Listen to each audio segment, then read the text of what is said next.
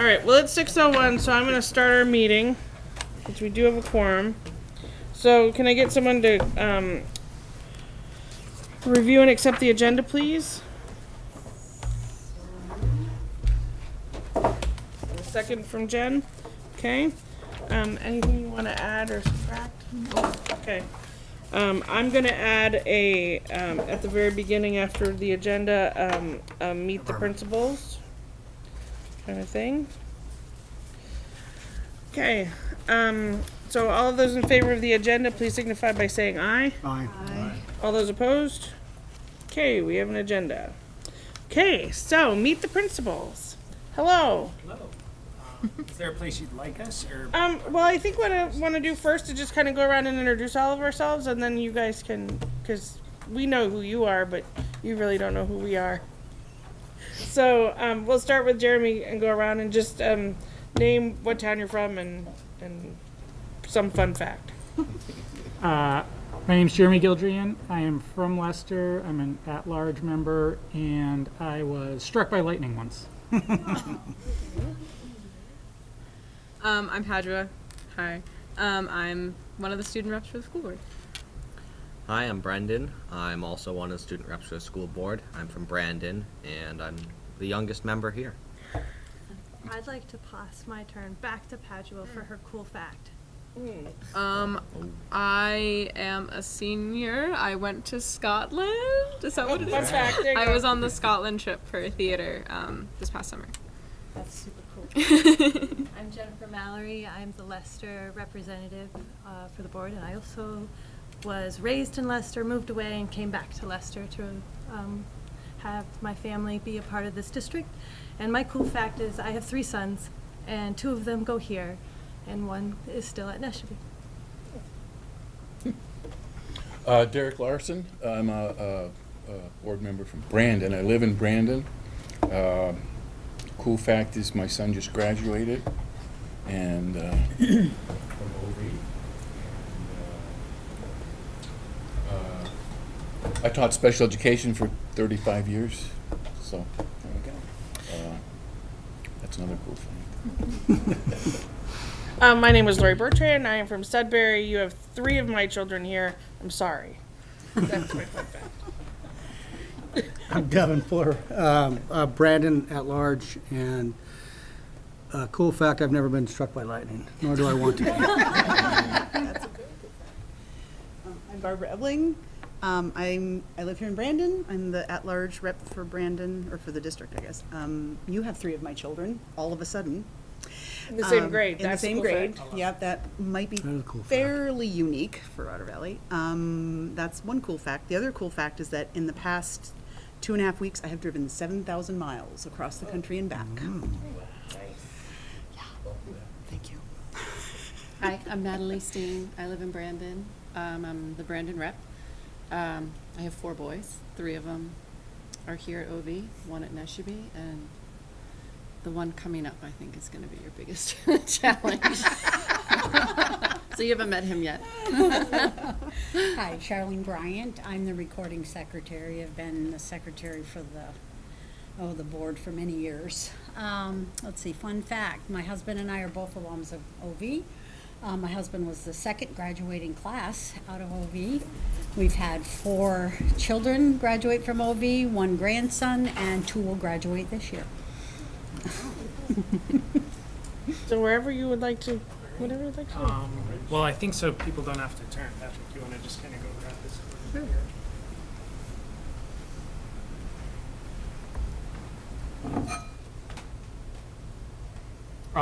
So I'll do the same and then talk a little bit about my background and what brings me here. So Michael Ruppel, I'm the Otter Valley principal as of July 1st. And fun facts are always super stressful for me. So I'll go with my standard, which is that when I was a kid, I used to dress up as Alex Trebek and give Jeopardy questions to my parents. I have taken the Jeopardy test a couple times and passed it, but I haven't been on the show yet. I'm holding out hope. Most recently, I was the assistant principal at Springfield High School in Vermont. Prior to that, taught math in Springfield and in Providence, Rhode Island. So super excited to be here. This year at Otter Valley, it's been I think a really strong start. I felt super supported by the staff, super supported by central office, and we've been. I think really what we're hoping, people see early on is that we've done a lot of work around the discipline system, around student behavior, and being more communicative with families, being more consistent with our approach. And because that work is really hard and important, I've had Patrick do it instead of me. And he's done really good work so far. We're diving into proficiency-based learning over the next couple weeks as we get into our first early release day. More to come on that for you all. And with that, I'll turn it over to Patrick to introduce himself. My name is Patrick Binder. I'm Associate Principal here. And Culture, Climate, and our lovely discipline system, we have a fantastic team that I work with. We meet in the morning, we work in the afternoon, we're out and about in the hallways. I can say since school started on Wednesday, lots of smiles, lots of good positive interactions with students and teachers. We're really working hard to bring forth those positive elements and just provide the structure and guidelines, and some fantastic direction by our principal over here. We're making some good strides. Most recently I've been overseas, so if you know any Russian I can converse with you. I try and chat with our Spanish classes occasionally. I don't know French, so I can't do so, not so good there. Before that I was in the United States, so you name a state I probably worked there unfortunately, but Oregon, Hawaii, Alaska. We've been very fortunate, my wife and I and our family, to see lots of the world, and we were excited to come here to Brandon. I grew up in a small farm town.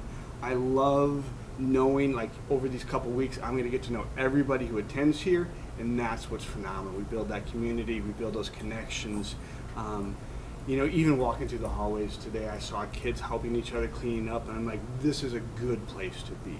So I'm very excited for this year and the next couple years, and whatever we can do. Door is always open, phone is always available. Please, feedback, suggestions, happy to talk with you. That's how we get things done. So I'm really excited also. This is my first face-to-face board meeting. For the last 4 years, they've all been virtual. And as we all know, it's not a lot of fun. So I'm very happy to be here. Thank you so much. Welcome to Otter Valley and our lovely school. I know you've been here, but you've not gotten a welcome from us. So we appreciate your presence. And thanks for letting us crash your meeting. Anybody have any questions? Okay, you're off the hook. Woohoo. All right, thank you. Thank you. Thank you. All right, communications with parents, citizens, and staff. I do have one thing to bring up, and this actually does concern both of you over there. Apparently there has been some issues with scheduling band and chorus into kids' schedules. A lot of kids either aren't able to get it or only one semester. So it's been very respectful, but I've had many parents and kids alike tell me that needs to change. So not sure how that might change, and I'm just going to throw it back into your corner. So Can I just ask, is it, just being a middle and high school, is the problem primarily middle school? It's high school. It's high school. Okay. It's mainly high school. Definitely something for us to be aware of. Yep, yeah.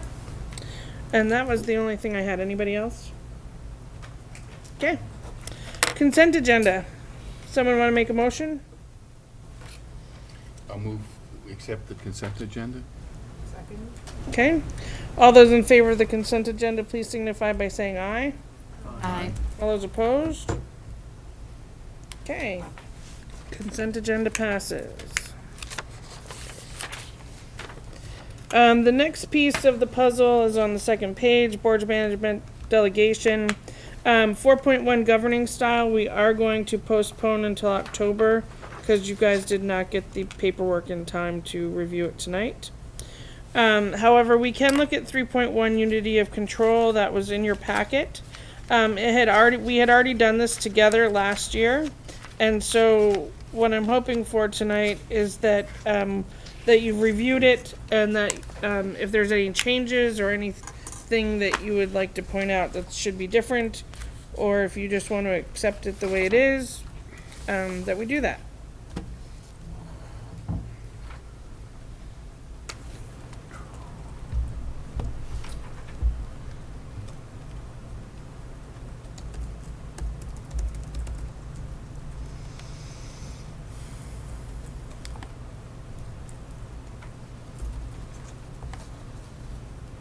Any questions, comments?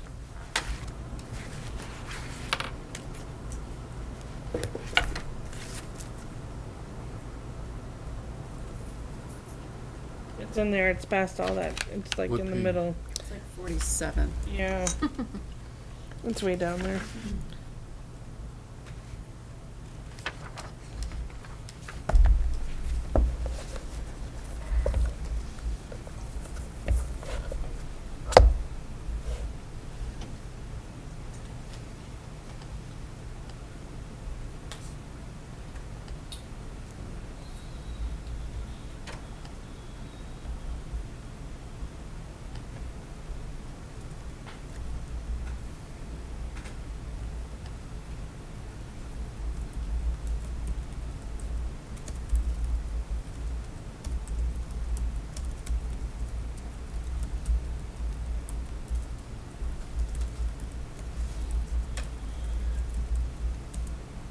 I suppose we should change Ms. Collins to Ms. Hubert, which is under number 2 in the 3rd column. Bill and I got locked out. Oh no! Apparently the door must lock like right at 6. Oh. Okay. Not sure. I apologize for that. I wondered where everybody was. It's open. Well, I saw Natalie come in Uh-huh. like 8 seconds before me and then locked. Oh, So we did you assumed knock? I didn't hear we you. assumed you guys saw us coming and had unlocked the Oh doors. no, I had, yeah, well, that, now you know. You caught us. I'll look Bill's into coming. that. We are looking at policy 3.1, which is our unity of control policy, page 47.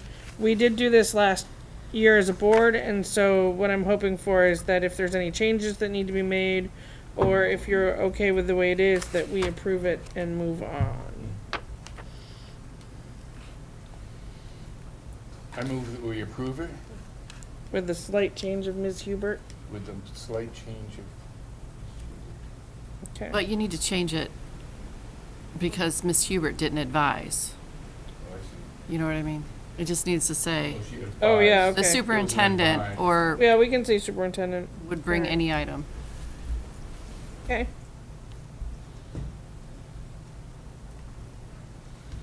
Yep. Okay. Anything else? Okay, someone want to second that? Okay. Any other discussion regarding this policy? All right, all those in favor, please signify by saying aye. Aye. All those opposed? Okay, 3.1, down the rabbit hole. All right, governance process. Is Bill coming, was Bill taking the elevator? Well, he had walked way around here to try to find an open window or something. Oh, okay. So they were trying to find him to get him back here to let him in. All right, okay, well, we're gonna hold off on the Arnold District Road school bell update until he gets here. Let's talk about policies for discussion 4.5, board members' code of conduct. So, in the next couple of pages after, 3.1, I asked Melinda to provide the Rutland Northeast Supervisory Union Conflict of Interest Policy, which is on page maybe 48 or 49. And then the 2 pages previous to that are our actual policy 4.5, which is our code of conduct, which has a lot of conflict of interest information in it, which probably doesn't need to be there. So I was going to suggest that maybe we go through this and take out anything regarding conflict of interest, and then maybe that would help us approve this policy.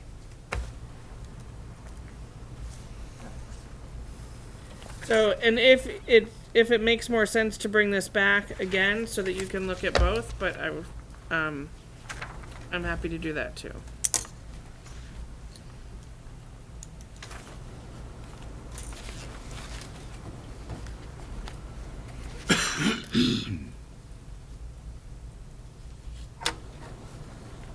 What's your So pleasure? can you refresh my memory here? We talked about this Yeah, so before Yeah, summer. we talked about it a couple And we're of gonna times. remove all the conflict of interest because it already exists. it already exists in Rutland Northeast in that policy. Yep. We're sorry, Bill. As for public access.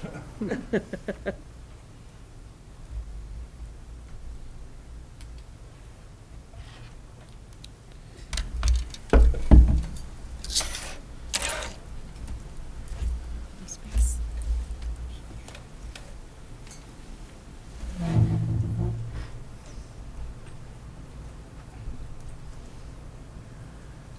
So specifically, number 2 could come out after 4.5 because that talks specifically about conflict of interest. The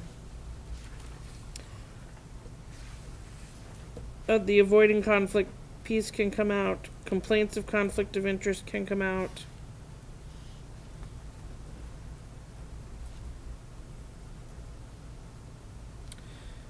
Number 3, above that, sorry, there's 5 pieces. It says in order to comply. Number 3 specifically talks about using your position to unfairly promote personal financial interests, which is specifically conflict of interest. Correct. That could come out. And 4 and 5 actually can come out, I think. Would anything be added in at the beginning to reference where the conflict of interest I are think, then? yeah, so I think that if we can figure out what to take out, then we can put something in that specifically says, in regards to conflict of interest, please see our NESU policy DE for, reference.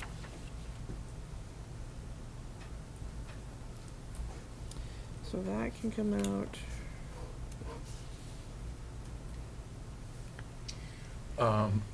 Did you speak to number 2, saying take that out? I think so. That's all, that is all the same stuff. It is all the same stuff. My only question is under code of conduct, it may, I don't know if it's confusing to include that and duplicate it. If it's duplicated, it may not even be duplicated in the other language. Yeah, so it's specific right here. Or if you read the RNESU policy. I'm sorry. Yeah, it's okay.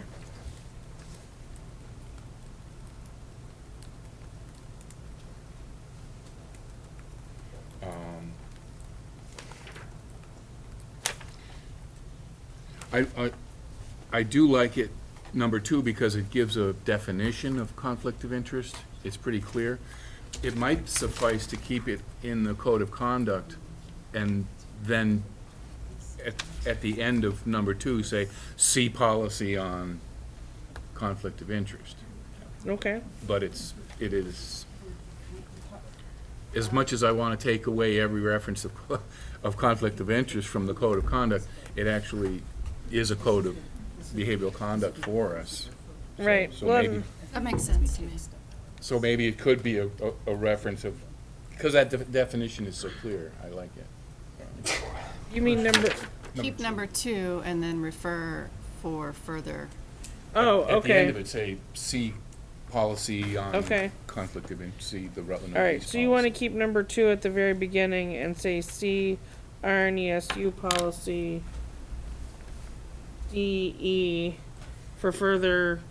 Would that satisfy Regarding your conflict of concern? interest policy. What was it, Jeremy? Well, so I'm just reading DE, and the title of it is Prevention of Conflict of Interest in Procurement by Personnel, which is a lot more narrow than a general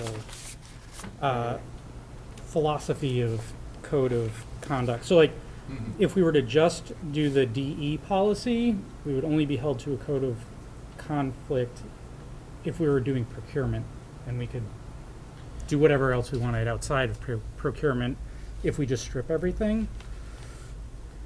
It's not actually just procurement. I know it says in procurement by personnel, but it does speak down, because we've already had an issue with this last year.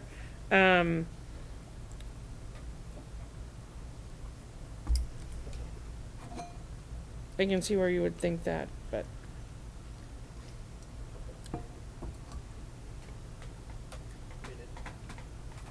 It does seem like it speaks to contracts and purchasing, and I would tend to agree. I don't know that.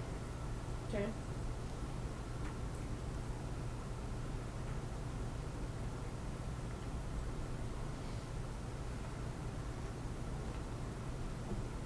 Actually, is there another conflict of interest policy? Sorry, 1 second. I need to look something up.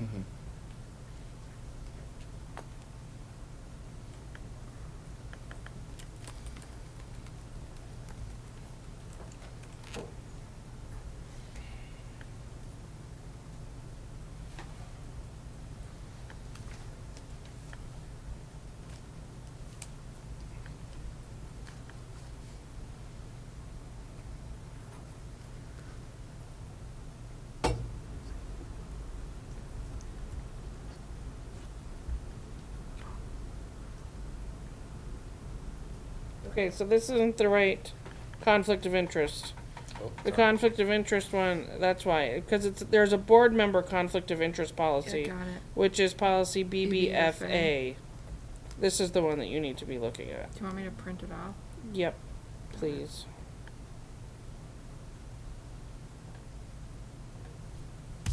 Melinda must have pulled the wrong one, and I didn't pay any attention to that.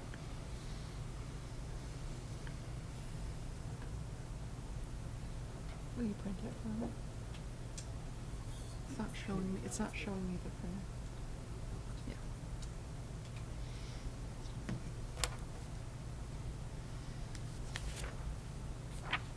Sorry, it's an RNEC policy we're looking for? Yep, BBF, what did I just say? BBFA. FA, yep. And it Can says figure board out member one. conflict of interest. Yep. So I apologize, Jeremy, I was thinking of this policy, not that one.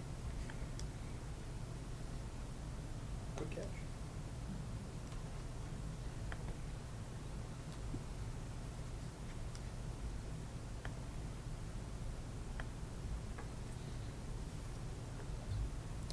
Yeah, cause see, this also speaks directly to the informal hearing and all that. Right. So we don't need to include that. We don't need to include that. All that procedural stuff Yep. would fall under conflict of interest. Right.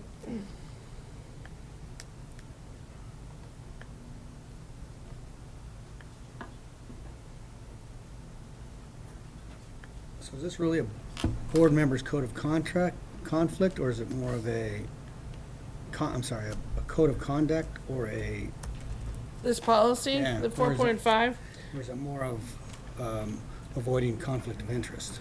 well, it should be a code of, well, it specifically says code of conduct. I think that's what we want it to be. And I think that you would say that, I mean, it mostly talks about conflict of interest. it does, although once you get onto page 2, number 3, 4, 5, and 6 are actually more code of conduct related than conflict of interest related. Yes. So I think that needs to stay in the policy. Right. And I also think at the very top of the policy, number 1 needs to stay in. Did you say it was BAA? Is it BBFA? Yep. We're gonna print it here for everybody to look at, so. Laurie, Yes. number 1 on 4.5. I'm not saying it needs to stay, I'm just saying that it doesn't specifically taught conflict of interest. Didn't specifically The talk headings on the about bottom anything, should- so I could see getting rid of it. Well, I think what it's trying to say is that we want to make sure we're doing what's right for kids. Policies.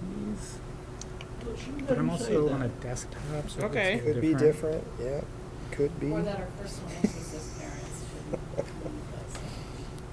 should be Okay. Don't know what ownership is in. Our district, let's click on that, what is that? Yeah, and then there should be a policy. Yeah. And then it's BBFA.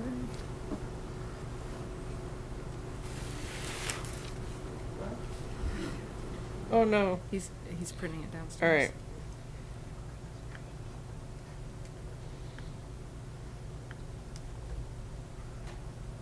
I don't know that does any, that helps any. Well, we can definitely change the wording, or you know, I mean, that's just wordsmithing at this point. So we could definitely wordsmith number 1 if you want it to say something, if you want it to say the same thing but differently.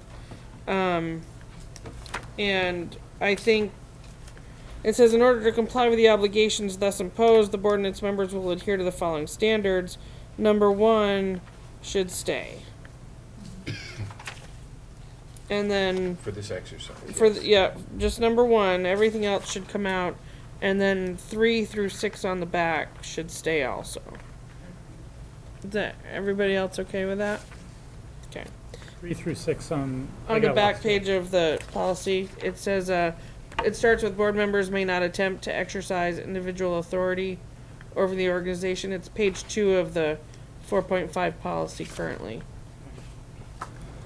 So given that both of these are currently in effect now, which one, if there was a conflict of interest, which one? RNESU would prevail. Okay, so it doesn't really matter then what we put in ours. Well, would it matter? So that's why we wanted to take the conflict of interest out of this. So that's exactly what we're doing. As far as the code of conduct is concerned, I think we can keep that in.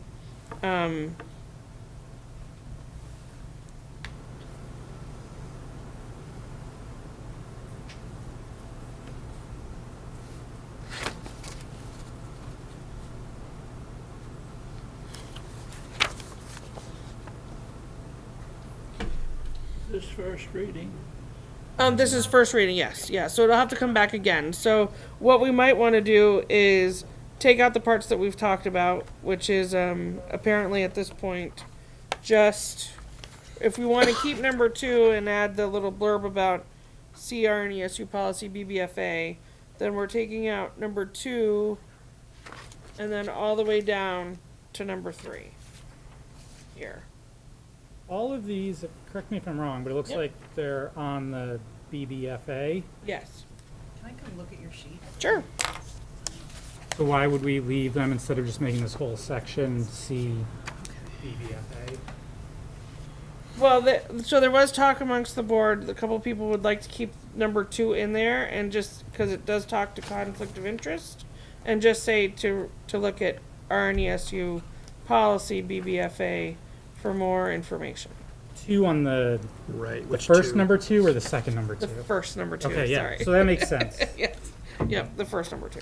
And then under that is a suggestion, just to make sure I understand this. Sure. So we'd have our 4.5, 1, 2, and then after that, there's another 5 numbers. We'd replace those with. Right, follow so after that- BBFA. So after 1, 2, we would keep in the blurb that says in order to comply. Okay. We would keep number 1 of that, if you're okay with that. And then we would get rid of the second number 2 all the way down to the number 3 on the back. And we would renumber those. So essentially it looks like this. Is it the same as what you just handed me, or did you Yep. have something? Okay. Nope, same thing. So, So essentially we're keeping the top down to number 1, and we're adding that little blurb that says see RNESU policy. And then when you get to number 2 where it says a board member will not take any action, we're getting rid of all of that, the rest of that first page. And then we're also getting rid of the second page down to number where it says number 3, board members may not attempt to exercise individual authority. We'll keep the rest after that. Well, yeah, sure. The sentence, in order to comply, Yep, I would move that up to the first paragraph. okay. The end of that, and then it would be 1, 2. All right, and then next 3. number 1, and you make Was- it all Okay, so they would go, numerically. so 1, 2, 3, and then 4, 5, 6, 7. Yeah.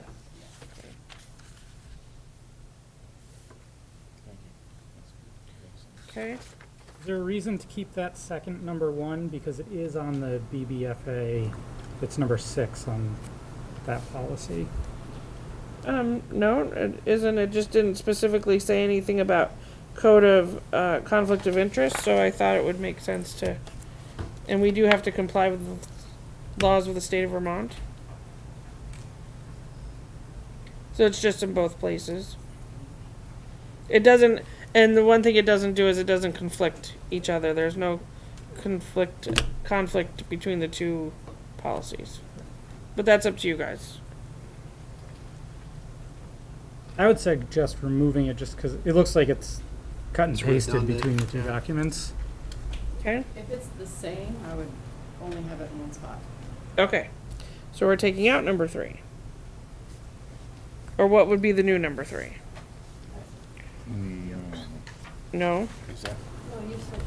this one. Yeah, so it's number 1 on the Well, old, the second Right, number the- 1 on the old it's the policy. second number 1. Yep, we just made that number 3, but now it's Right, back so to. it's already in BBFA. You're okay with that? Yep. Okay. Phew. Got it. All right, yeah, we're definitely gonna need a second reading on this, baby. All right. So When we have the second reading, will it look more like what we just Yes, suggested? yes, It'll it look will like all the- 'cause- absolutely. Okay. Yep, it will absolutely look like what we just more suggested, Okay, and fantastic. I will make sure of that myself. Okay. All right. So I need. So are we ready to vote? Yes. On what? On changes that we made. Okay. A draft First- of it, right? This Right. is first This reading. is first reading. Yep. We'll come It'll back have to come back 30 Subject days to after. review. Okay. Got it. All right. So all those in favor of the changes that we made to OVU US policy 4.5, I'll give you my copy for your stuff. I can make She made the motion. All right. Natalie I'll made the second the motion. motion. She seconded the motion. All right.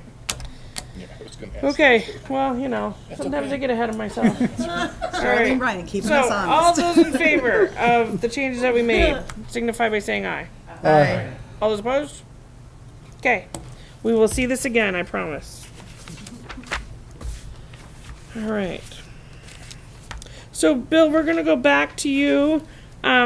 Is there any update on the Arnold District Road School Bell? Well, under policy governance, we had finished with it at the board level and sent it back to the administration, who was going to put together a plan after the summer construction, and so now we wait bated breath for the report. Okay. Did you hear what Bill said? Okay.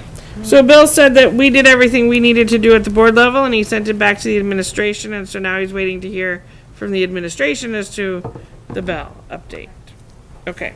Brenda said there was no update, so I will. All right. So no update at this point. We'll bring it back when we have one. By the way, thank you for setting that in motion. Well, good. Yes, thank you. All right. I heard great things about that.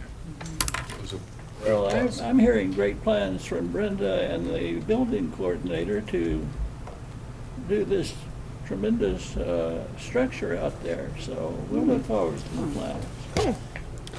All right. Next one. Policy for action 2.6 asset protection. This one was specific to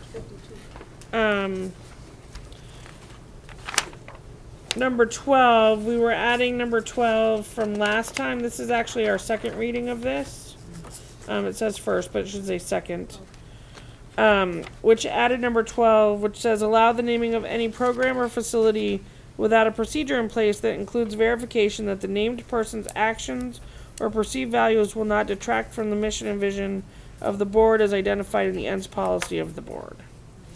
So specifically, it just means that administration will approve any naming of any facilities in any building.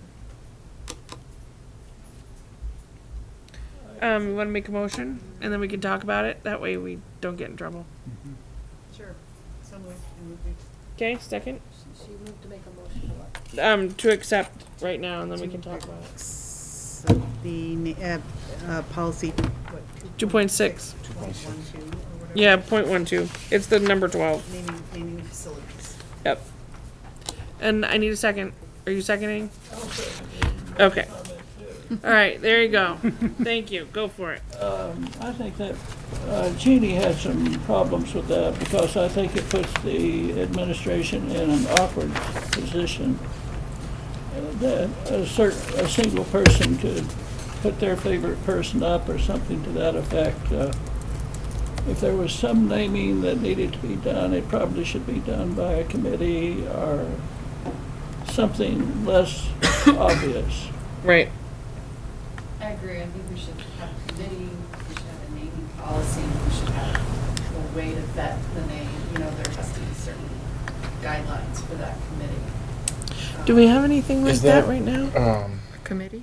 No, like any kind of procedure in place to name. Like if I wanted to name the cafeteria after myself, how would we go about doing that? Ask Mr. Ruppel and he'll name it after you.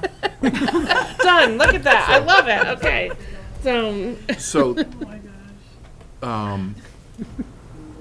Number 12 says that the superintendent won't allow the naming of anything without a procedure. So what I hear your concern is the procedure, that there is a procedure, and that's what this speaks to. It delegates the creation of a procedure to the superintendent. Okay. Is that a correct understanding Makes sense to me. of what this is? So we don't have to create that procedure. That's not our purview, unless the procedure would include approval by the board or participation by the board, if that's, Well, or community, some kind of, I mean, and Bill's, And it is built in, sorry to jump in, if that's okay. It's built in that it doesn't detract from the mission and vision of the board as identified in the ends policy. So it sounds like it gives us the ability to kind of come around that angle.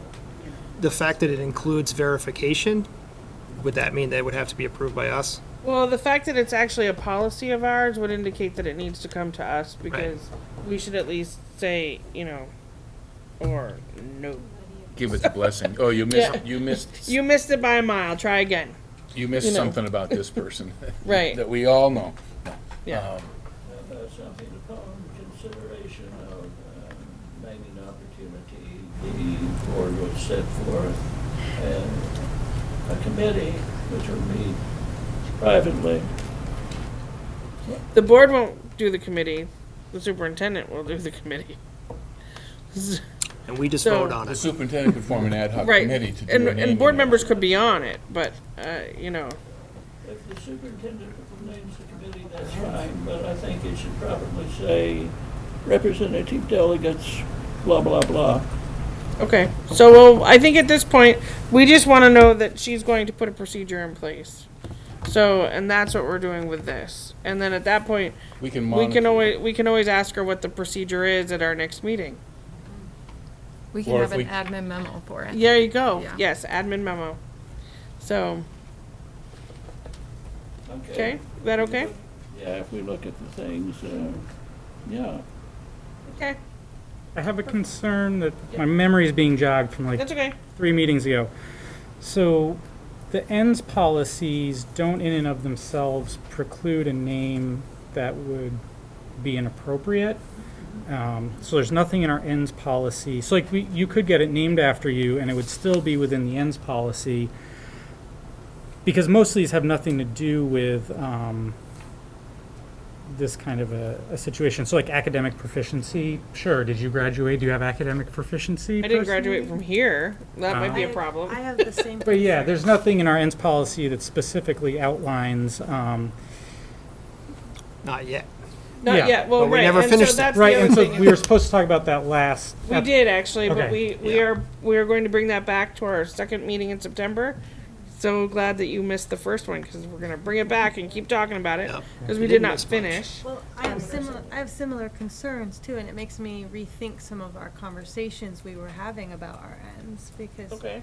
do we have something that speaks to, we want to uphold a vision and mission and value that we are an inclusive community. We don't want to have something named after an individual who is not an inclusive entity. I'm trying to speak diplomatically. That's why Sure. I said we need a naming, denaming, renaming policy for all three of those situations. Right, what is appropriate, what's not appropriate, but that's something that superintendent can put together. That would be an admin memo for all of that, I think. Or just not name So- anything. Yeah. Just a number. And in monitoring report on this policy, she could She would bring describe forth, what right, that might be. absolutely. Um, She would have a link probably to the admin memo so that you could read it. Yep. Yep. And And if and when we actually use the, policy. if we didn't agree with her interpretation, Then we tighten it up. then we could bring in other comments Yep. to clear it up, make it crystal clear, Mm-hmm. Yep. if it's not. But we would still be held in making it crystal clear to what we have as our ends. So if it still fit within the ends we currently have, there's no effective change. No, but Yep. And we'll look at this policy. Well, actually, this policy will come back to us again at some point where she will actually do her monitoring report, and then we can talk about the wording again if you wanted, If we need to. or if we need to. So. But for right now, we would have yay or nay say on any naming anyway, right? So until we get our ends in order, we could just police ourselves. Well, We so don't have if a you procedure right now. right, we don't have a procedure. So until we get a procedure, we probably would not want to name or rename or do any of that at this point. So are you saying in the admin memo, you want all final approvals to come to the board after the committee votes? I think It- that's wise. Yeah. Isn't that what it says, where it says that includes verification? I was assuming that we would be the ones doing the verifying.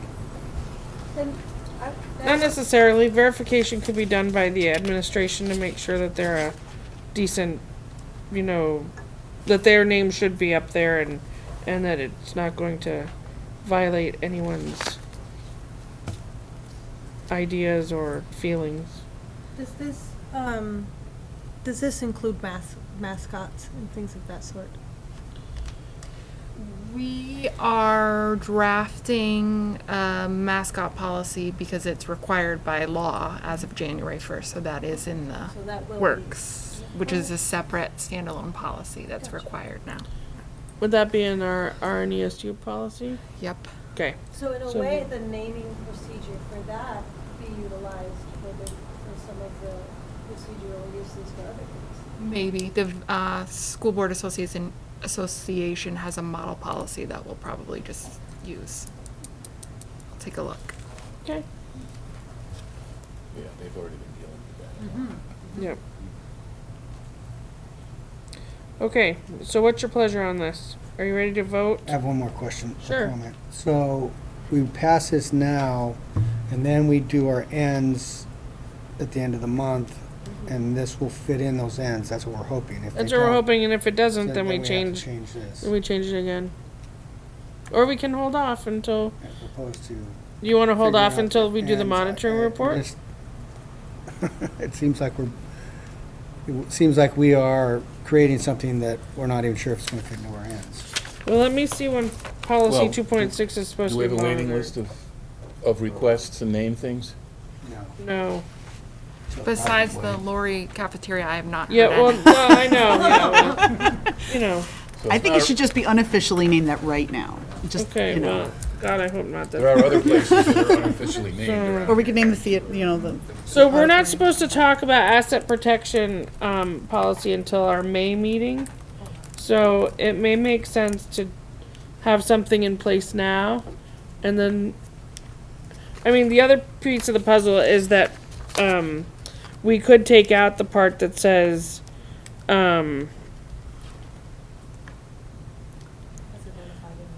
Well, right, or that it could just say without a procedure in place that includes verification that the named person actions or perceived values will not detract from, The mission and vision of the board.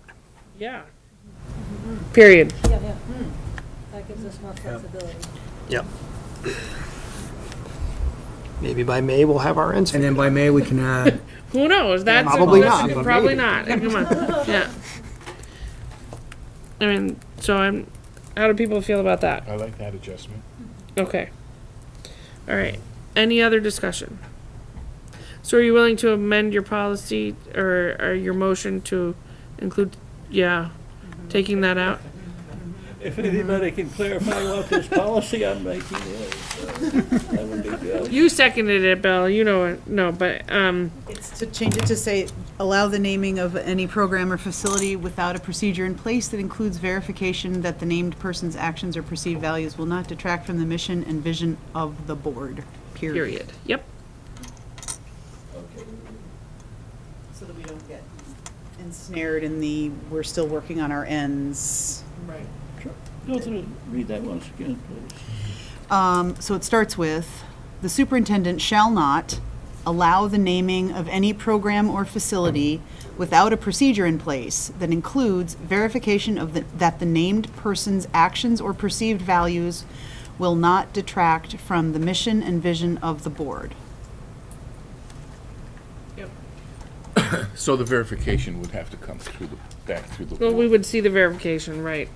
You know. We get to Should we approve put the this final. in? I think we should probably put this in, is the board is asking the administration to come up with a procedure to be ran by us. Well, and we've already said that because she's already written it down. And it's already in the policy that the superintendent shan't allow naming of anything without a procedure in place. Right. So when she Nothing can does, get named without that procedure in place. Bill, are you asking that you'd like to vet the procedure before it's put in place? Is that what you're asking? Are you asking to see the procedure before it's activated? No. Alrighty then. okay. So, and it is in our minutes, or it should be in our minutes, that we've asked for that to happen. I would like to anecdotally share something that I found out on my travels.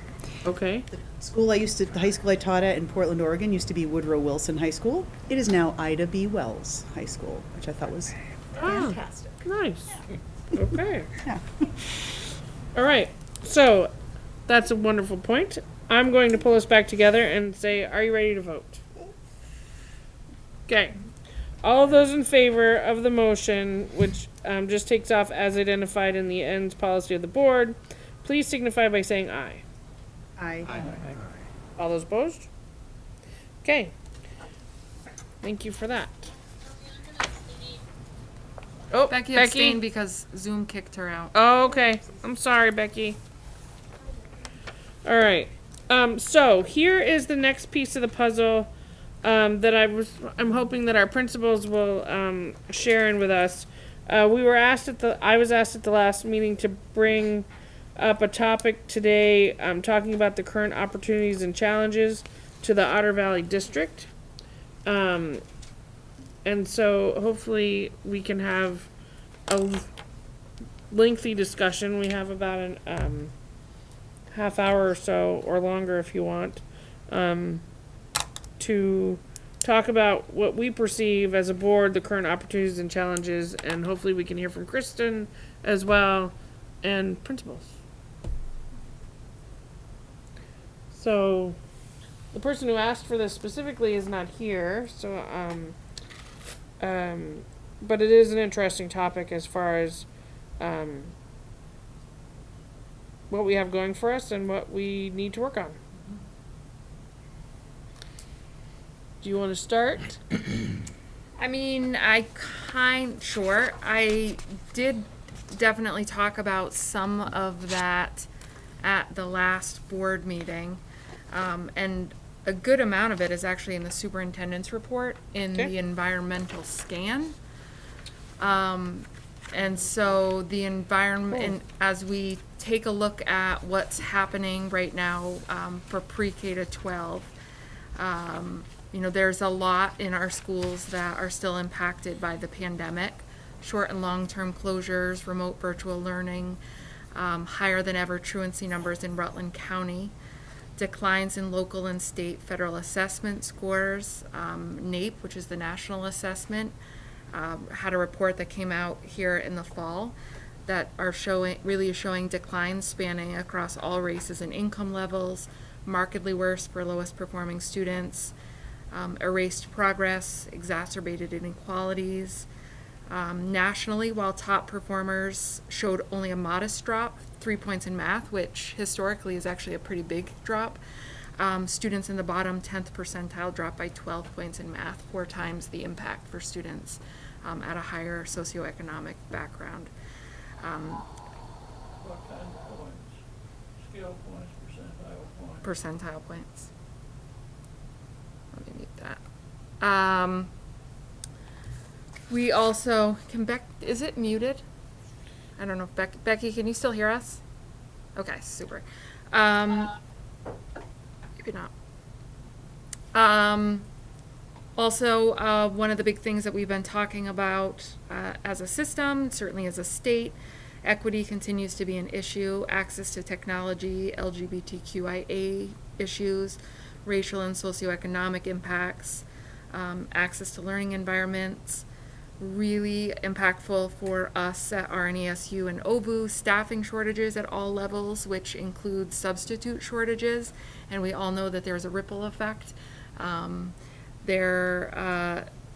positions are unfilled, historically high need students often suffer the most. As a system right now, we are 3 bus drivers short, which doesn't necessarily sound like that much on the surface. It is a lot. It has quite a few ripples. Mr. Ruppel could certainly tell you it impacts extracurriculars, it impacts sporting events, it impacts at the elementary school field trips. Bus routes are doubled up. We have students at Otter Creek that are on the bus for more than an hour in one direction. That has a ripple.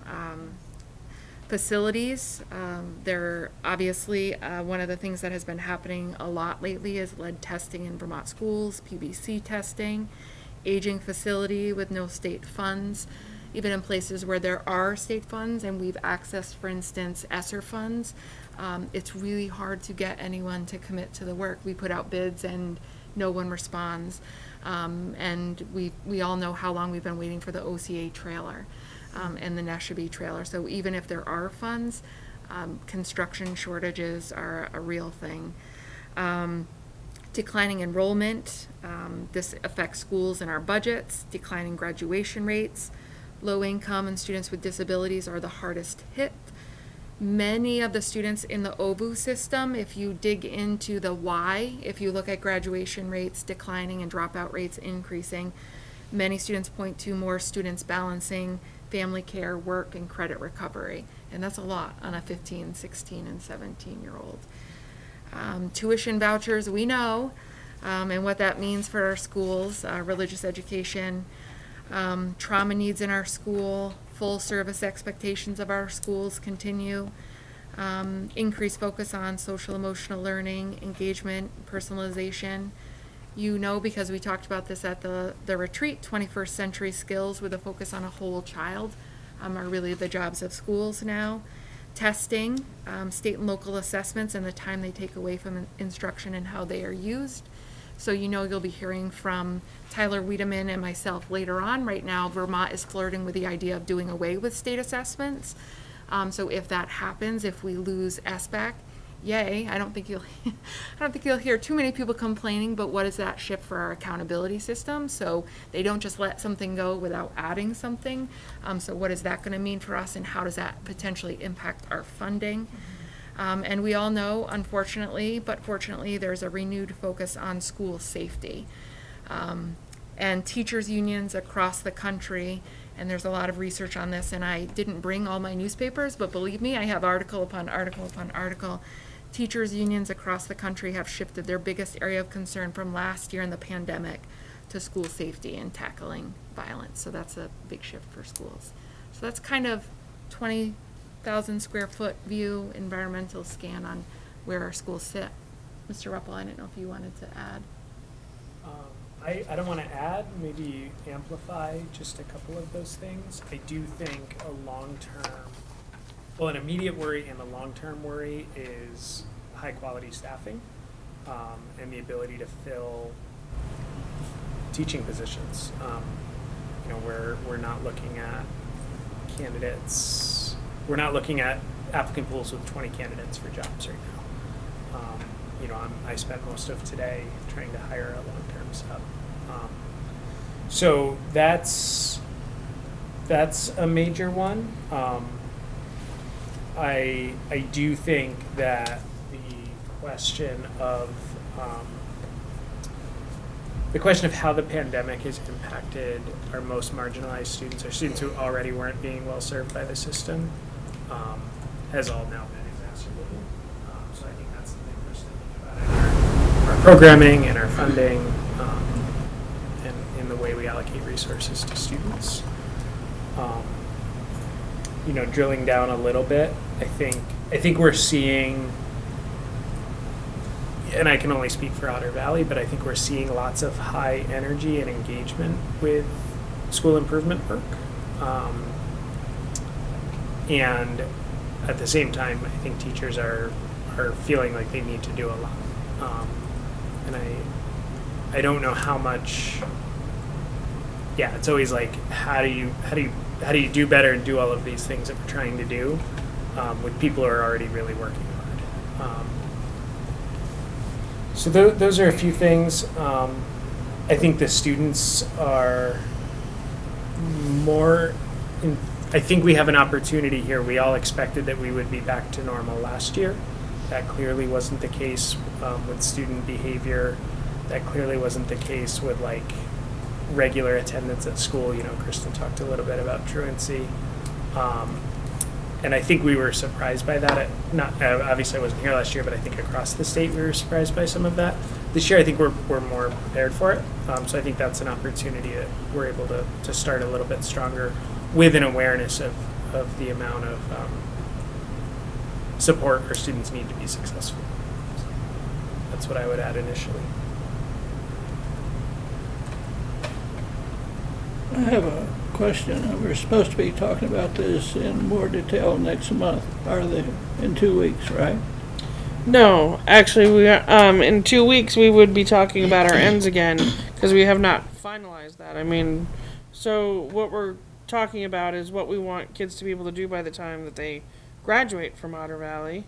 So yes, maybe so, but I mean, The social emotional piece. So I guess I'm asking how we're setting up to have this discussion 2 weeks from now, which in my mind dovetails a great deal. I'd like to know more about the gaps. How big are they, and what are we going to do about them? well, that is stuff that the administration takes care of, Bill. So I mean, yeah, I'm not sure that is something that we would.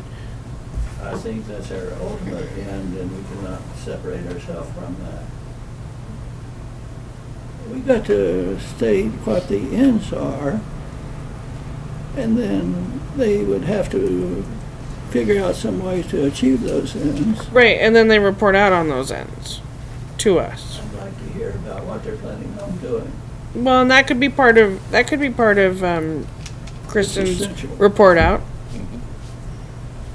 And it's essential that we support them in terms of these things too. But we have a list of like 20 items here or more, and we can't really expect them to have all the answers to all of these problems all at once. We have to try. Yes, yeah. But I think some of our ends can address this stuff, like ensure that graduation rate is increasing. Yeah. Or is it not? I have a question. The assistant principal was using the word positive a lot. Are they continuing to implement PBIS at Otter Valley? In the middle school. Would we be able to see a report of the behavioral data at different points to see if there's been a decrease from previous years? Or an increase because now you have a heightened awareness of what you're looking at. You're becoming more, as you said, you're setting the expectations at a certain place and holding them consistently, so you might see an increase in behavioral data rather than a decrease. But I think it would be nice for us to see that across the district. Yeah, I mean, we have that data at the ready, and as agendas are set, if that's something that board would like to see. We could turn that around pretty quickly and talk about, we could preach it a bit for y'all, and talk about some of the trends that we're seeing. And I mean, again, I don't know if it's apples to apples from previous years because of new systems and new reporting procedures, but it would at least be a starting point for a conversation about what we're seeing.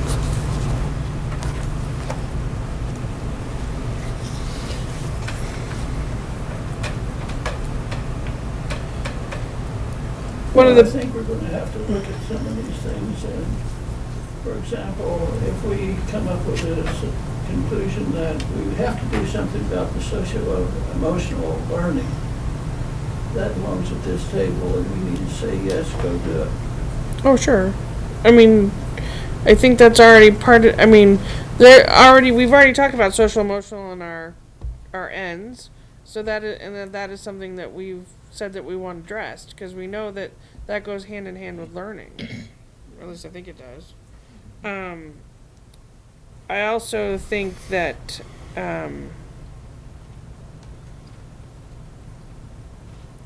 well, that's a different thing, but yes. So.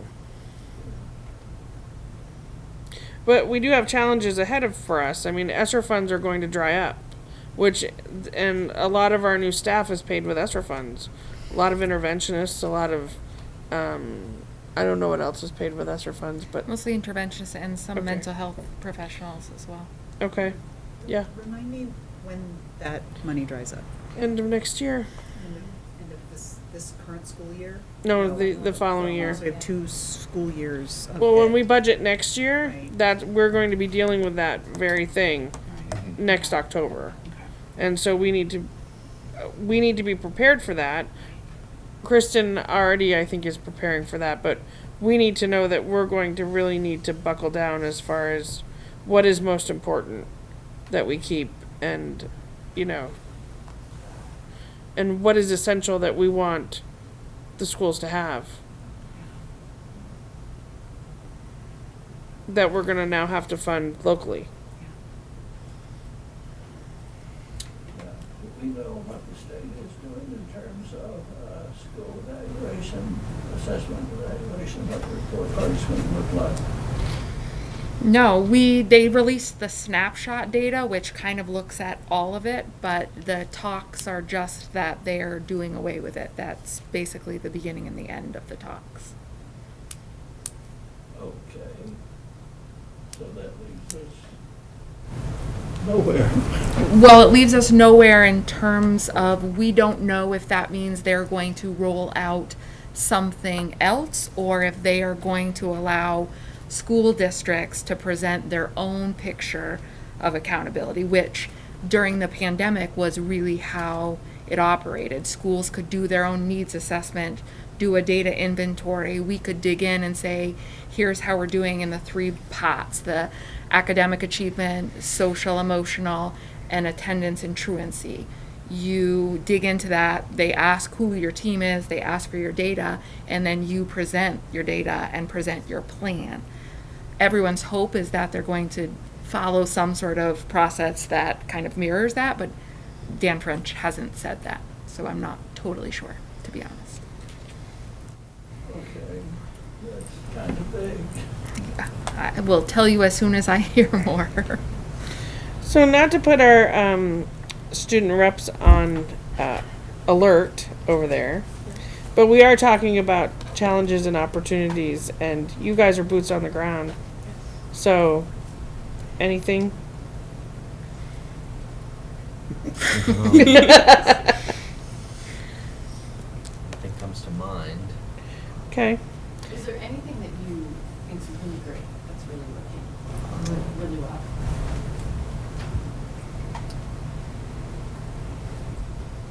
I think overall, the changes seem to be going pretty well with just in general with the school.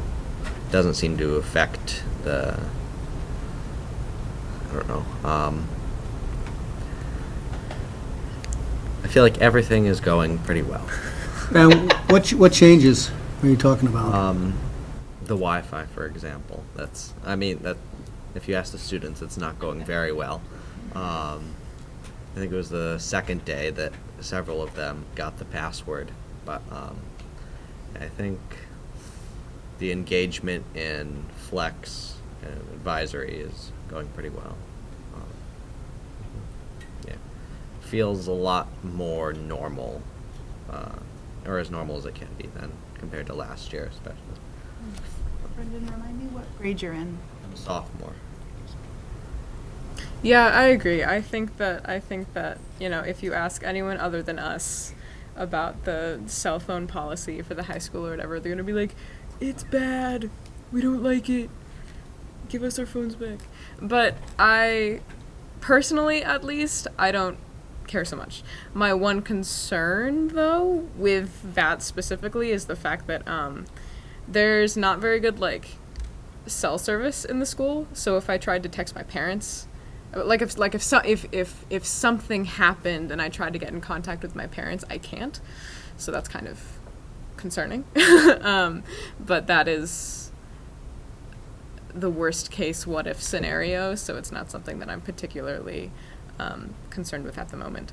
And the other change aside from that for this year is just the schedule change and how and how all of high school has the same flex time as opposed to last year when there was two of them.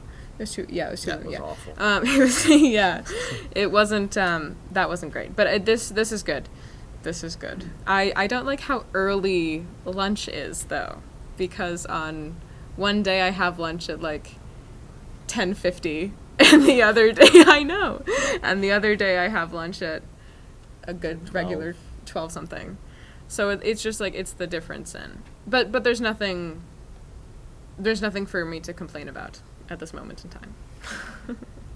Except for the cell service. And so what is the new cell phone policy?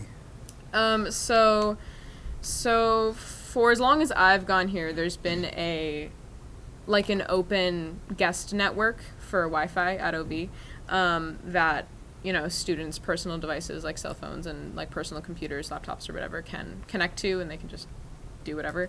And there has always been, and aside from that, there has always been a cell phone policy where it's don't use your, for the high school, don't use your phone during class unless your teacher is asking you to do something on it and stuff like that. Just turn it off, put it away, whatever. That is not something that was ever followed. So this year, something that I don't know which came first, the getting rid of the Wi-Fi or the cracking down on it. It doesn't really matter. It's just what happened. But yeah, so now for the high school, they very specifically laid out when it's okay to use your phone, all of that. So, and it's a lot of it. I don't think that did any of it change? Did you make a new policy? Seems to be the same. Yeah. Policy's virtually unchanged. Yeah, okay, that's what I We thought. articulated Enforcement, the yeah. enforcement, and we articulated the Yeah. consequence for that. Yes, okay. Yeah, that's all. Are Chromebooks still working though? Can you do your work on Chromebooks? Yeah, Because on the first day I got my Chromebook, it did not work at all because of the connection, but I think it was just everyone getting theirs and using it at the same time. Yeah. But now it's sorted out. Are those on a different network? Is that what? They're automatically connected To the student, Yes. RNESU student Wi-Fi. And then there's three of them, I think. There's the student one, there's the guest one, and then there's the staff one. Yeah, thank you. Question about academic offerings for any grade really. I have noticed that there's some concerns about there's no language, foreign language at 7th grade. That's one thing that is a concern. But there's no foreign language for 7th graders. Because Really? when I was Because in 8th 7th graders, grade, they do there it for the was. full year. Right, that's not a Really? great reason to not have No, it in 7th but grade. that is the change. I know that. Yeah. Interesting. So Yeah. when I didn't did know this that. change? That was this year. I don't know. This year, okay. I don't know. It was, Alcohol and that. No, I think it's been a couple of years. maybe has. It's a So that's been like right after you Yeah, guys got done because- eighth grade Right, because I got here in January of 2020, and I was taking French then, and then the pandemic happened, and so maybe when we got back, but I didn't notice that. I didn't know There's that. not, yeah, they have world cultures, but, That's yeah. a cooking class. but. this must be It's not second year language. then because Maybe so. Yeah. But anyway, so there's that, and that's I mean, I would think that might be a Yeah. concern of, parents. it was a concern anyway because Yeah. if you take foreign language as a seventh grader the first semester and you don't take and then you don't take Yeah, there's no foreign language in continuity, eighth grade right? until second semester, then there's this like I would view that as a challenge for OV. I mean, that to me is a challenge that perhaps we should one of the be, challenges. Block scheduling. thinking about, and how to make it how to make a full year of language. And I don't know. They don't even do that at the high school. I know that's also concerning. I mean, the whole foreign language piece that is lacking I think is concerning. The member that isn't here is very passionate about some specific programs. And I was just curious, does the board normally have kind of a report of what was completed over the summer in terms of facilities, just to share out, this is what happened, this is all of the things that occurred? No, normally we just assume that everything we approved got done, and if it didn't get done, we're told for whatever reason why it didn't get done. Gotcha. Usually that gets reported out. Kind of adding to that, I remember seeing in the budget last year, at the end of last year, that there was included vape smoke detectors to be put in the bathrooms. Have those been implemented? Yeah. I believe, and I can follow up on this, I believe we either have ordered or have the devices, and I don't believe that's. Yeah, they're not Okay. installed yet. Yeah, I remember can tell you Dr. that. Seeker almost got Yeah. taken out the other day. You haven't been caught. So you're saying that there You're should be vaping. some policing of the bathrooms. That is not what I'm saying. That does not benefit people. What I'm saying is that, as a fact, they have not been installed. The French teacher is extremely asthmatic. That's right, she is. Yeah, she said she should have gone home yesterday because it's just how bad it is. Yeah. We care for her very deeply.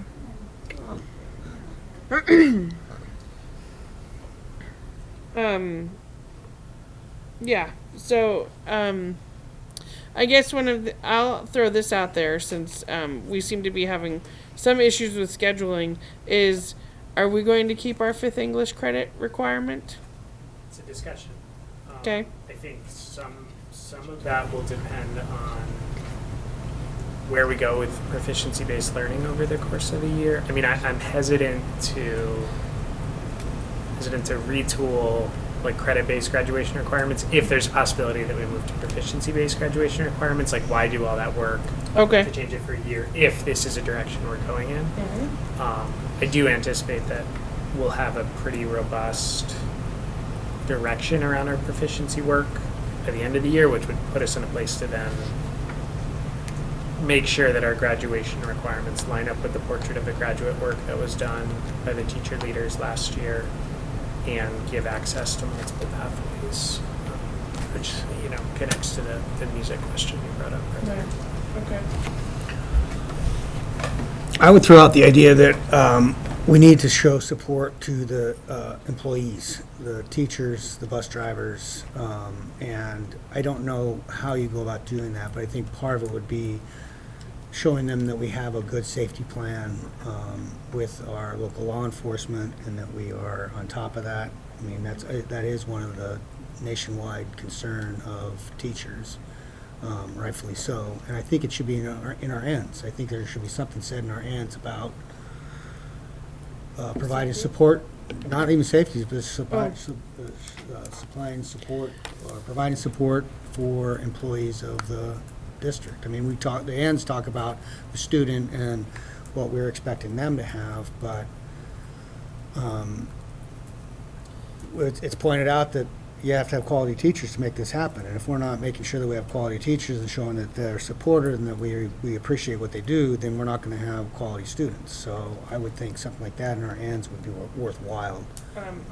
So I will tell you that we have an executive limitation that specifically talks about the treatment of staff. And so that probably is the best place to, I'm just saying that if that's where you want, that's where we want that to be, We because. can articulate in that. Yes, Right. that, what we're looking for. But yes, yeah, I mean, you're right. We But want- again, from what my impression of the end goals were, they are fluid. This year, we can say that we want to make sure that we show support to the bus drivers that showed up here at our last meeting, the teachers that we know are burned out and getting more and more tired all the time. And next year, when we've accomplished that, we can pull that out of our end goals. But I just, I don't the think you ends ever are want at to the pull. beginning. I don't think you ever want to pull anything out of your ends. I think you always want it to be there because you don't want it to ever. well, leave. again, But- from that meeting we had last time, they talked about the fact that if you're reaching your end goals, then you can remove them, and Sure. or you can make it smaller. And the idea of smaller, less end goals was ideal. But I do think that the employees need to be appreciated somehow. I don't know if you throw a pizza party or if you give them an extra $50 or what. Well, convocation they get fed, and they But get you ice need cream. to, I think they need to show, we need to show that we appreciate the fact that they've gone through this last 2 years. It has been quite difficult on all of them, and You should come to convocation because you will see some of that appreciation. End of the year celebration too. And there's end of year celebration too for teachers that all board members are invited to. You should come to that too, And I because think that- you will see that appreciation. well, like I said, I think the board getting behind it and showing them that we're doing as much as we possibly can to keep them safe, keep the schools safe, working to improve their jobs and their lives is important, because they are asked. I mean, I sat on the board many years ago at Neshabie, and I can't believe how much more is asked of the teachers in the 6 years I've not been on the board. You know, it just gets more and more and more all the time with the same, same pay. And again, when it comes to the budget time, we need to go to the public and really sell it and explain to the public what's going on and why we think this is important and why we're spending this kind of money and, what the outcomes are gonna be, and remind them that they were the teachers during COVID and how much they like being teachers and how difficult that job is, so. And that was the theme of our opening days. It was. Organizational wellness, and we talked a lot with our staff about how much we appreciated them, and if you're not well, kids can't be well, our school can't be well. And how do we make them well? Well, we gave them the ice cream truck on that day. I danced for them. That doesn't. Oh make my them- God, how'd that go? Went really well. And I showed them that I said that the board had faith in them, and if anybody wants to know, I'm sure somebody videoed it, so. Well, and one of the ways, to be honest, is this is a year of not new initiatives. This is Right. a year about reflecting on what has worked well, what hasn't worked well, and what do we need to refine in our system. Otter Valley, for instance, has a bunch of new staff, new administrators. This isn't a year of coming in and changing everything. It's a year of coming in, prioritizing safety and wellness, and then learning through the year what are the things that are important to Michael and Patrick, the teachers, the students. And so I think it's, working not harder but smarter and doing it all together. So, administrators hear me say quite often, like, this is about prioritizing your ecosystem. What do you need from us as central office to support your teachers in your school? So just hammering that message as often as we can. And Kristen was very honest with all of them about where we were and where we need to go. So, I mean, I thought that was nice. Instead of being like, oh, we're all, everything is great, we're going to be great this year, you told them the honest truth.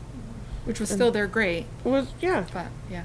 That they're great, but we have a lot of work ahead of There's a us. lot of work. There's a lot of work. Yeah. Nationwide, there's a lot of work. Yeah. And to be really clear, every time you say there's a lot of work, it isn't that you disparage what's happened in the past, right? It's not the last 3 years, the last 10 years, but it's about we've been through something collectively as a school system, as a state, as a country, and we need to be able to reflect on that to move forward. I think this is a passion of mine too, is that bringing back the ends and bringing back what you're saying, and a lot of the things you're saying, and why I keep bringing up behavioral data is because there's this culture of tolerance of certain things that are happening amongst the generation of our teenagers, and I think that what the union is speaking to is the influx of verbal aggression, physical aggression, and social emotional lagging skills that are manifesting in disruptive manners. That's what they're speaking to, and we're really uncomfortable talking about that out loud. And I think that's also something that our own paraeducators union is bringing forth to us as well. And so that's big picture work, and that's why our ends about social emotional learning are so important, because that's how we create a safe community, is by having those hard conversations. I think you need to, or we need to begin right there where you were, Jennifer, is talking about the big picture stuff. The country, the state, what have you, is falling to pieces for all the reasons that we noticed. It's very uncivil. And maybe our end statements might do a little less of so many Carnegie units of this, that, and the other, and a little bit more of an emphasis on what does it take to be a good citizen. We want every student that comes out of Otter Valley to be a good citizen who contributes to the welfare of their society. That's what we're after. What does that mean for the way that we structure classes and the way that we present instruction? That's the question I'd like for us to address as Arians. I would agree. Brett brought that up at our retreat with the idea of when you leave, I mean, I think he said first grade, you know how to conduct yourself in a classroom. You know, that was an idea that was thrown out there, and I think that's part of it, is because if you don't know how to do it in first grade, you don't learn in second grade and third grade, pretty soon you're in high school and you still don't know how to do it. And then you throw them into a pandemic and it goes completely off the rails. So I think that is a huge point. And that was something I saw my children go through in school, was disruptive students in the classroom. When one kid's disruptive and doesn't know how to behave in that classroom, and the other 20 kids in that classroom are not getting taught because the focus is on one child that needs that help. So I like the idea that that's a big portion of our end goals, is getting kids, because good students that can behave well and work well in classrooms and schools become good citizens and behave well and act well and help our society. Yeah. The greatest predictor of academic achievement is socioeconomic status. And if we don't look at that, and if we don't deal with that, we're not going to win. Pure and simple. So we have a lot of work ahead of us. It's important work. It's important work, absolutely. All right. So, anything else? Becky, you had your hand raised. Oh, can't hear you. Wait a minute. She's not talking. Has to be turned on. Okay. Try again. Now, can you hear me? Yes. Okay. It's sort of been said, but I just want to back it up that we do have a huge problem with bullying and harassment, and it doesn't get talked about enough. And I know lots of students who've left OV to go to alternative schools, because of treatment. And I'm not just targeting OV. I work at a place where all of our local high schools, kids are leaving at big rates because of the way that they're being treated. And I know that school safety has to do with that, right? So if you're getting bullied and not feeling healthy, you want to be mad at the school and you want to blame somebody, right? And that's where a lot of this violence comes back at the schools, is because when kids aren't feeling connected and they're feeling isolated from behaviors that are happening to them, and they feel alone, like nobody's helping. That's what happens. That's why kids show up as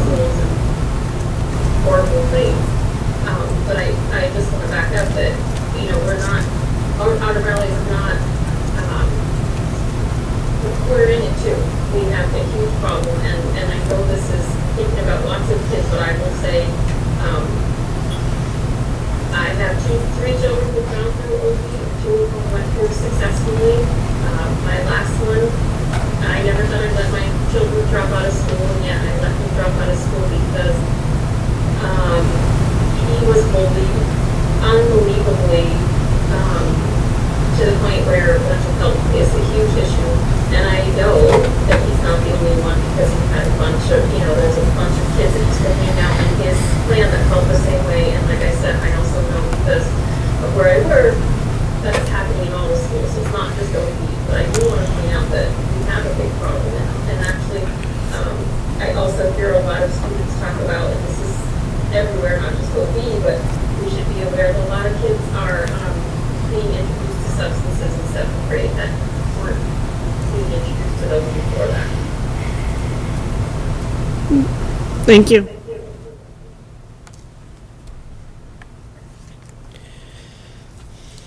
Okay, so it sounds like we'll be continuing this discussion throughout the discussion of our ends at our next meeting, and we'll probably be talking about challenges and whatnot through the next all of our meetings, let's be honest.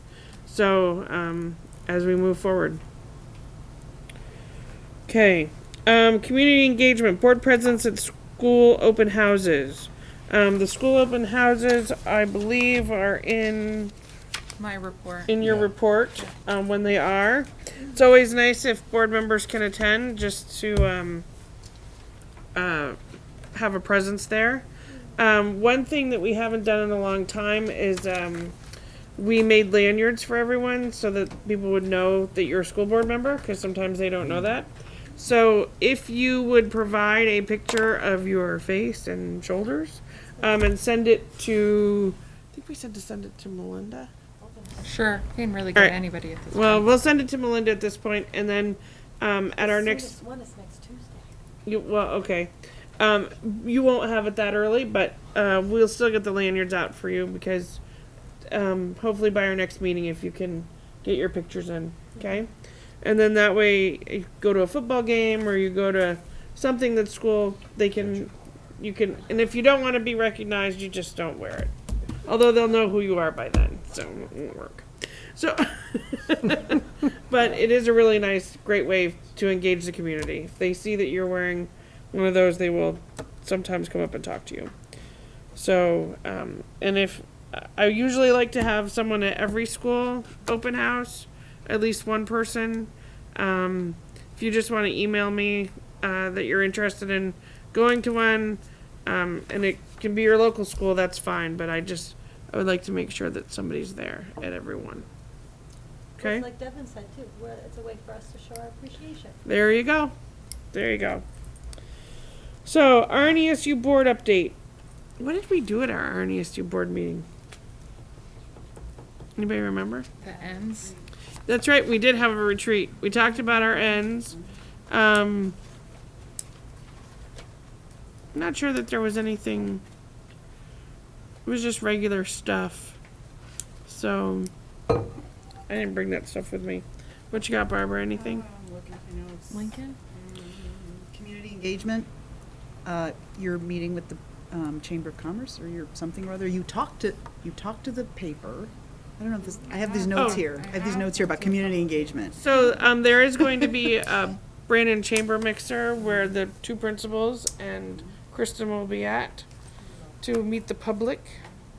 Still to be scheduled. There's a nice article in last We week's just have to paper. schedule it sometime in October, I think is what they were hoping for. 18, I think it was. Okay? Last date. Yep. So, there's that. Did you tell me that? And then other than that, our NESU board will just, we're in charge of all that stuff that we parcel out to OVUU and Barstow as far as the food program and special ed and things like that. So, You get the transportation problem. we got the transportation problem. Yep. Okay. We do need to finalize a September and October meeting dates because the next 3 meetings that we had planned for Wednesdays are not available to Kristen. And we knew that going in, so I hope you came with dates prepared that you are available so that we can schedule our second meeting for this month and our 2 meetings in October. right? Both meetings in October.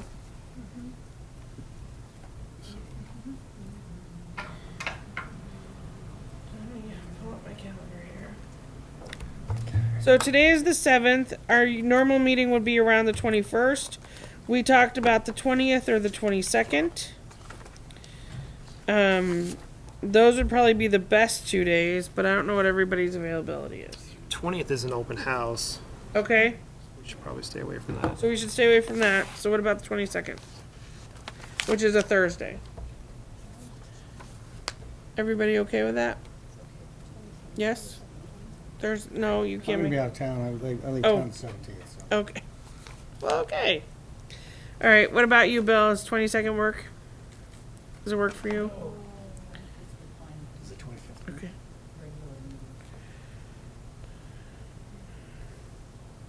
Is that an open house? Of October? Yeah. Okay. September? Well, I'm talking about the chamber. can't do Monday because Yeah, that that's is fine the too. Barstow meeting. We could go up a week. We could look at the 15th or 13th, which is next week. 25th. The 13th is Lester's open house. Okay. So what about the 15th? The 15th. Okay. So we won't do the 13th. So we could look at the 15th. And we can't do Wednesday, Right. No Wednesdays. The 15th work for everybody? No. Okay. Does 15th work for you? Yeah. Okay. Well, we're not going to grab everybody, but we want to grab as many people as possible. So, what's your preference, the 15th or the 22nd? How many would prefer the 15th? Raise your hand. How many would prefer the 22nd? All right, we're going with the 22nd because that's the best show of hands. All right, so September 22nd, here, 6 p.m. And then our first meeting in October.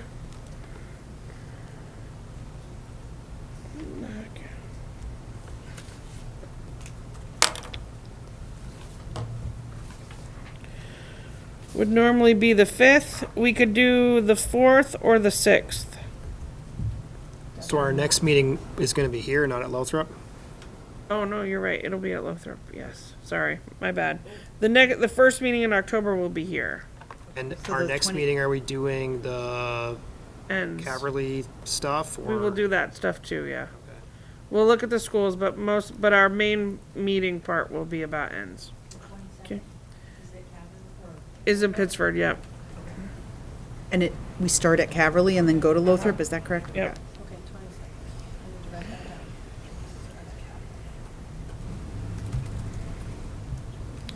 Which may mean that we might start a little early. Would anybody have a problem with starting at 5:30 and being at Caverly at 5:30 so that we can see that and then be at Lothrop maybe by 6? 22nd. 22nd of September would be the Lothrop. That's our Lothrop date. I might not be able to make the 5:30. I love Caverly, I've seen it, so Yep. if I can't see it again, That's okay. Yep. either for Lothrop. Okay. So we'll plan on 5:30 starting at Caverly. Now let's talk about our first meeting in October. Either the 4th, which is a Tuesday, or the 6th, which is a Thursday. Preference?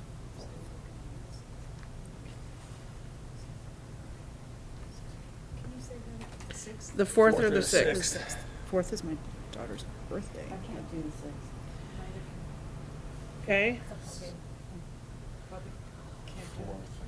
Thinking I probably shouldn't do the 4th. It's Callie's birthday. I mean, she might not care. I don't know. Well, she might. You never know. Who knows? She might care. She might still care about her birthday. So. It's 13, right? 13, she's gonna care. And besides that, she might not care after this, so I should hang on to while she's still caring. All right. So there's 2 that said no to the 6th. Anybody else no to the 6th? Becky? Becky, you're no? Or are you asking a question? You're a no. I can't do the 6th. Okay, so how many people can do the 4th? Alright, so I'm seeing, I think the 4th is gonna, I'm sorry. Alright, so we are doing the 4th. Let's plan on the 4th here at Otter Valley for 6 p.m.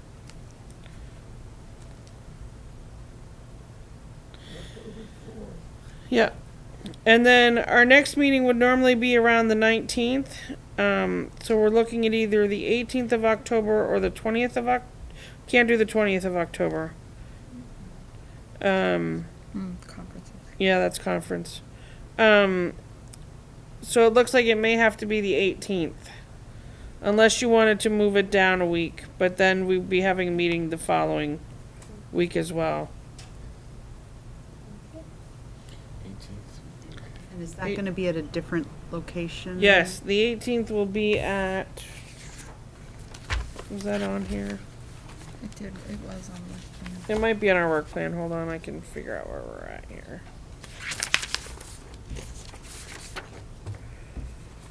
October 21st is Caverly. North Campus. We are at North Campus on the 19th. Well, 18th. or the 18th. It would still be here in Brandon. North Campus. North Campus. 18th? Everybody okay with that? We'll schedule it for now. If we need to change it, we can, or we will, but we'll plan on October 18th at 6. And that one's at North Campus. Okay. Alright, so that's all I have. Is there anything else you would like to say about your superintendent's report that didn't get said already? Naming of the Ely Trust update. This is just informational. There is a probate hearing on September 9th. Brenda Fleming will attend. That meeting is hopefully to make changes to the trust to reflect a shift from the Brandon graded school. So basically, the Attorney General objected, trying to have the trust beneficiary remain Neshabe. We tried to move it all to OVU, and they have no problem with us moving the trustee to OVU, but they want to maintain the trust beneficiary as only Neshabe. So we don't, in theory, have a problem with that. But anyways, Brenda will be at the meeting on September 9th, and she will provide an update after that. Currently, the People's Bank is the co-trustee, and they have no problem being removed from the monitoring oversight. I have a question about I that. probably don't know the answer. Okay. It says Brenda is the contract person. Does that mean contact rather than contract? Probably I cut and pasted this. Where is that? Yes, Brenda is the contact person, and she does have. We do have general counsel that she works with. Yeah. Steve Schindler, I believe. Yep. I think that should would be a correct and proper thing to do in the history of that. Well, it does specifically state that our articles of association stipulate that trusts are keep the same beneficiaries and requirements. So I think it's It just sounds a moot like point. a wash. Yes. Yeah. Yep. Yeah. Okay, and if that goes to contact person, that would be more accurate. Okay.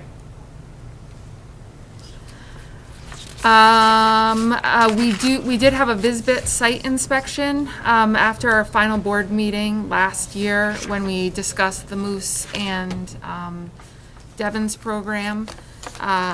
Brenda, and there were some questions about air filtration and things happening in the building. Brenda requested Visbit come out to do a site inspection. We'd also learned over the course of the summer, as the administration shifted and we had a new chemistry teacher, that there were also potentially some things we wanted to take a look at that. So by the next meeting, we should have the plan back and report out to you on any findings or anything that would require immediate action, and obviously other things will be addressed through the budget process, but that's just an informational. Safety audit, we did partner with Margolis Healy through a Vermont safety grant. So they are coming on site to do a safety audit of all of our buildings and grounds. That includes procedures, practices, policies, and also our response capacity. So they'll be here for 3 days. They'll work with Rich, Brenda, building principals, myself. The culminating event will be not only a matrix of recommendation over the course of a couple of years, but also a tabletop exercise for our administrators and the local police department, emergency professionals, fire department will all be invited. We're waiting for that. We will let parents know as well, because that can potentially be a little bit scary to see a bunch of people in your kid's school. And I think that's it. I think that's all I have. Oh, school lunch update. This is a point of information. This is a really big push, continues to be in Vermont schools. For the past 2 years, schools have provided free breakfast and lunch through the Universal School Meals Act because of ESSER, or because of COVID and pandemic. Vermont, that is no longer, but Vermont's governor extended it for 1 more year. So we do continue to have free breakfast and lunch in all of our schools. But we need parents to fill out the free and reduced applications, even if they are continuing to access free breakfast and lunch, because our federal funds hinge on that. So it's both a good thing and then also potentially kind of a disruptive thing if we don't still get families.